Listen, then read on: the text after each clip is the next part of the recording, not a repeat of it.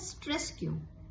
मुझे तो लगता है अगर हर व्यक्ति एक बात ध्यान रखे कि उसका जीवन वो सिर्फ और सिर्फ इस पृथ्वी पर, इस जगत में लोगों की डिमांड्स को पूरा करने आया है।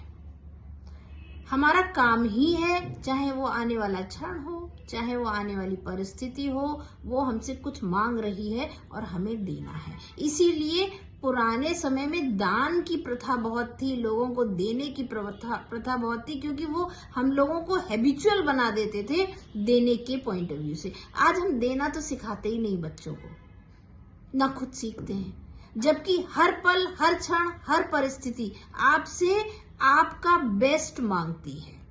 इसके अलावा आप कुछ कर ही नहीं सकते। रिटर्न में आपको क्या मिल रहा है इस पर आपका बस है ही नहीं। तो जब बस ही नहीं है तो स्ट्रेस किस बात का? परिस्थितियां भी यही है, हमसे कुछ ना कुछ मांगती रहती हैं कि अब आपको ये करना है। फिर क्यों नहीं? जब करना ही है तो करते चलिए। अब क्या मिलेगा क्या नहीं मिलेगा ये तो कितना बेस्ट आप दे रहे हैं उस पर निर्धारित करता है। आप अच्छा करते चले जा रहे हैं, अच्छा देते चले जा रहे हैं, अपने निर्णयों को अच्छा करते चले जा रहे हैं, सामने आने वाली परिस्थिति जो आपके आ रही है उसमें आप अपना बेस्ट दे रहे हैं। तो कलेक्शन जब आप बेस्ट का कर रहे हैं तो धीरे धीरे प्रारब्ध कटकर आपको वही बेस्ट रिटर्न में मिलने लगेगा। क्योंकि अगर देखा जाए तो नेचुरल लॉ तो यही है कि जो आप देंगे वही आपको मिलेगा। तो इस तरह से जो हम देंगे वो हमें मिलेगा, ये बात सबको पता है। पर डिमांड के साथ कहीं ना कहीं जो डिमांड्स हम फुलफिल करते हैं उनके साथ एक इच्छा जोड़ते हैं कि हमको तुरंत किसी बात का रिजल्ट मिले। मेरे हिसाब से जीवन की कला तो यही है कि आपका जन्म, आप आए सिर्फ देने के लिए है।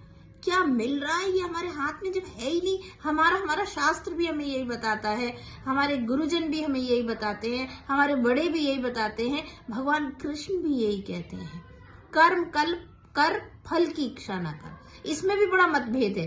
फल की इच्छा करने का मतलब ये नहीं है कि आप रिजल्ट के बारे में सोचे ही नहीं और आप जो कर रहे हैं वो करते चले जा ना। रिजल्ट के बारे में सोचिए, पर रिजल्ट से जो प्लेजर मिलने वाला है, जो सुख मिलने वाला है, जो दुख मिलने वाला है, उस पर विचार। फल का मतलब ही वो रस है जो आपको तृप्ति दे। तो अगर तृप्ति नहीं मिल रही तो क्या हम काम नहीं करेंगे?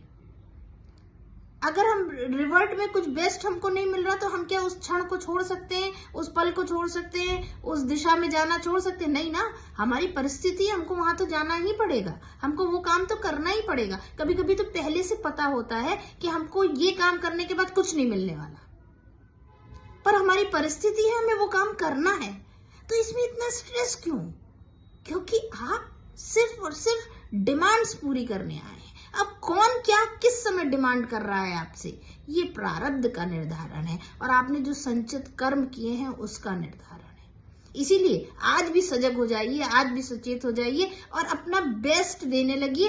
तो ये लॉ ऑफ अट्रैक्शन की बात करें जी, ये जो प्रकृति की बात है, ये जो ईश्वरी तत्व की बात है, वो जो आप संचित करेंगे वो ही रिटर्न बैक आपको मिलेगा। और ये तो कलयुग है।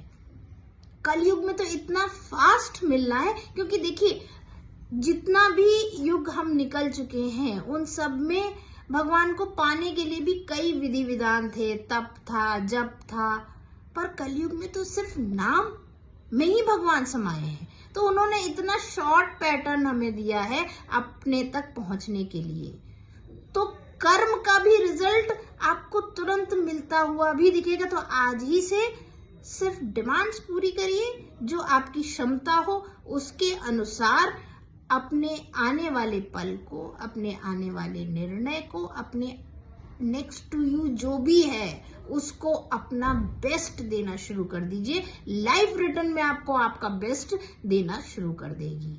पर जब ये एहसास नहीं होता कि हमको बेस्ट मिल नहीं पा रहा, हम कर तो बहुत रहे हैं, मेहनत तो बहुत कर रहे हैं, रिजल्ट मिल नहीं पा रहा, तो उसका जो एक संशय है वो ये है कि अभी सोचा है हमने बेस्ट करना, शायद प्रारब्ध हमारे या पिछले जन्म में हमने नहीं कुछ ऐसा किया है, तो उसकी डिमांड, उस पल की डिमांड जो हम शायद उस समय फुलफिल नहीं कर पाए, उसकी डिमांड हमको यहाँ पूरी करनी है और वो हमको रिजल्ट में बेस्ट अपना नहीं दे रही, हमको रिजल्ट में सुख नहीं दे रही, तृप्ति नहीं दे रही, तो इसको कहीं ना कहीं प्रारब्ध के वशीभूत भागना है।